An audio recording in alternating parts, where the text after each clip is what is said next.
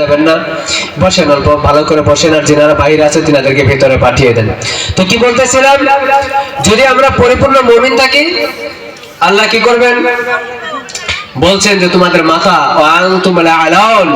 আমার আপনার সম্মান আল্লাহ তাবারক ওয়া তাআলা বৃদ্ধি করে দিবেন। মহতরম দোস্ত বুজুর্গ, তো ইনশাআল্লাহ তাআলা আমরা এই আয়াতের প্রতি পরিপূর্ণ আমল করব তো ইনশাআল্লাহ, মানুষের ভালাই ভাববো ইনশাআল্লাহ, ভালো কাজের আদেশ করবো ইনশাআল্লাহ, গুনাহের থেকে বাধা দিব ইনশাআল্লাহ, আল্লাহর প্রতি পরিপূর্ণ ঈমান বিশ্বাস রাখবো। মনে রাখবেন আমি আপনি মুসলমান, দুইটি বস্তু, একটি ঈমান, একটি ইসলাম দ্বারা আমার আপনার পরিচয়। কি? একটি ঈমান, একটি ইসলাম দ্বারা আমার আপনার পরিচয়। ঈমানের দুনিয়াতে আল্লাহ পরীক্ষা নেবে, ইসলামের পরীক্ষা নেবে না। ঈমানের আল্লাহ ঘাটে ঘাটে আপনার পরীক্ষা নেবে, বিমার দিয়া পরীক্ষা নেবে, অভাব অনটন দিয়ে পরীক্ষা নেবে, অশান্তি দিয়ে আপনাকে পরীক্ষা নেবে, ধন দৌলত দিয়ে আপনার পরীক্ষা নেবে, মাল ও দৌলত বেশি দিয়ে পরীক্ষা নেবে, সুস্থতা দিয়ে পরীক্ষা নেবে, জওয়ানি কাল দিয়ে পরীক্ষা নেবে, সৌন্দর্য দিয়ে পরীক্ষা নেবে, সবকিছু দিয়ে আল্লাহ আপনাকে পরীক্ষা নেবে ঈমানের।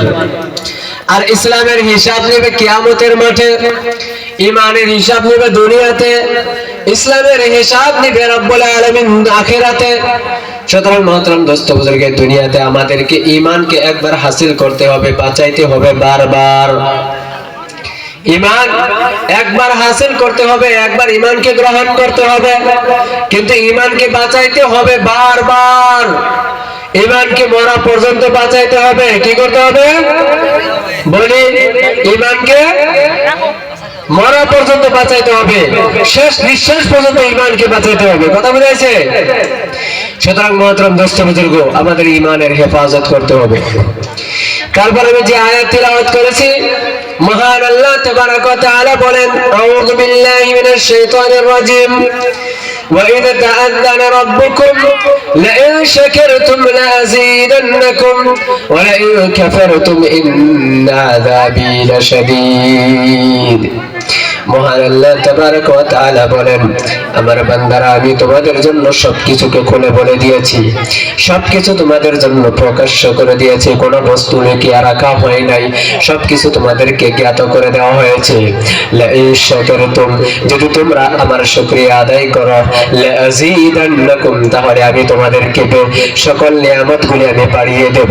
যদি তোমরা নাশুকরি করো, আমি তাহলে জেনে রাখো আমার আযাব বহুত কঠিন। মহতরম দোস্ত বুজুর্গ, আল্লাহ পাক রব্বুল আলামিন জওয়ানি দিয়েছেন, মাল দিয়েছেন, আমাকে সবকিছু দিয়েছেন, সেগুলোর যখন আমরা শুকরিয়া আদায় করব, রব্বুল আলামিন আমার আপনার সেগুলো নিয়ামতকে বাড়িয়ে দিবেন।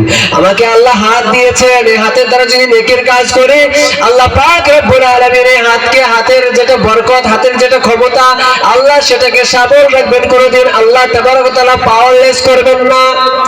আমাকে আপনাকে যে চোখ দিয়েছেন, কোনোদিন অন্ধ করবেন না। যদি এই চোখের দ্বারা আমরা গুনাহ না করি, গুনাহের বস্তুকে না দেখি, কানের দ্বারা যদি আমরা গুনাহের কথা না শুনি, তাহলে আল্লাহ কানকে কোনোদিন পাওয়ারলেস করবে না।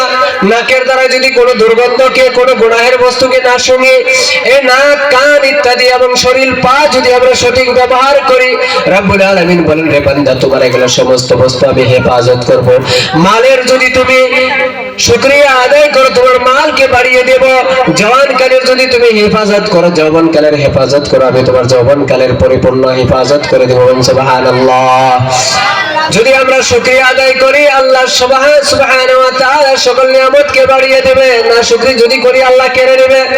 সুতরাং আল্লাহ পাক রব্বুল আলামিন আমাদেরকে এমন একটি সম্পদ দিয়েছে, যে সম্পদটি হলো খুব মূল্যবান এবং কমজোর। সেটা হলো আমাদের মেয়ে, আমাদের মা, আমাদের বোন। হয় না নাই? এটা খুব মূল্যবান সম্পদ এবং একেবারে কমজোর সম্পদ। আল্লাহ পাক রব্বুল আলামিন এটার হেফাজত করার জন্য বলেছেন। আমার মা বোনেরা যিনারা শুনতেছেন উপর ধ্যান দেবেন। আল্লাহ পাক রব্বুল আলামিন বলতেছেন, আল্লাহ পাক রব্বুল আলামিন বলতেছেন, ওয়াকারনা ফি বুয়ুতিকুন্না ওয়ালা তাবাররাজনা তাবাররুজাল জাহিলিয়াতিল উলা। মহান আল্লাহ তাবারক ওয়া তাআলা বলেন, তোমরা তোমাদের মা বোনদেরকে, স্ত্রীদেরকে বাড়ি থেকে বের হতে দিও না, তোমরাও বাহির করিও না।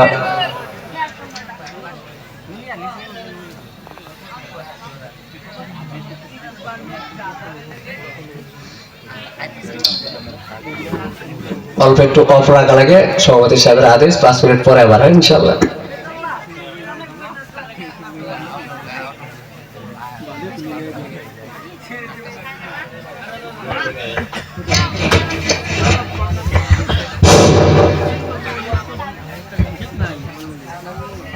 এখন আপনাদের সম্মুখে মোহাম্মদ রুহুল আমিন সাহেব, ওনার বাড়ি ডাঙ্গাইগাঁও।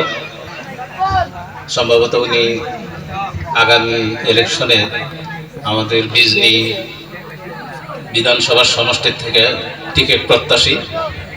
উনি আপনাদের সম্মুখে একটু পরিচয় দিবেন,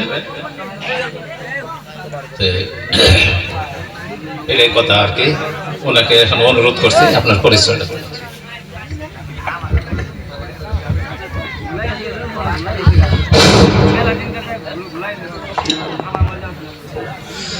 আসসালামু আলাইকুম রহমতুল্লাহ।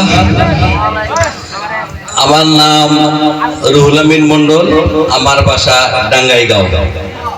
তো আপনারা সবাই ভালো আছেন না? এটা ধর্মীয় সভা, অ্যাকচুয়ালি এখানে ওলামাদের সম্মুখে কথা বলাটা বেদবি, এটা হাদিস। ওলামাদের সম্মুখে কথা বলা যায় না।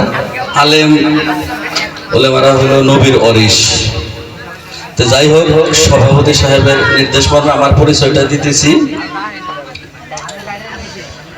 হাজী রহিসউদ্দিন মাদ্রাসাতুল বানাত এলেংমারির এই ধর্মীয় সভার সম্মানীয় শ্রদ্ধার সভাপতি সাহেব, এই মঞ্চে উপবিষ্ট অতি শ্রদ্ধা ও সম্মানীয় উলেমায়ে কেরাম, এই মঞ্চে উপবিষ্ট এই এলেংমারি অঞ্চলের বিশিষ্ট সমাজসেবক আমার মামা কাশেম আলী সাহেব, অবসরপ্রাপ্ত শিক্ষক আমার মামা, এগুলো সব আমার মামা অ্যাকচুয়ালি, আফসার আলী সাহেব,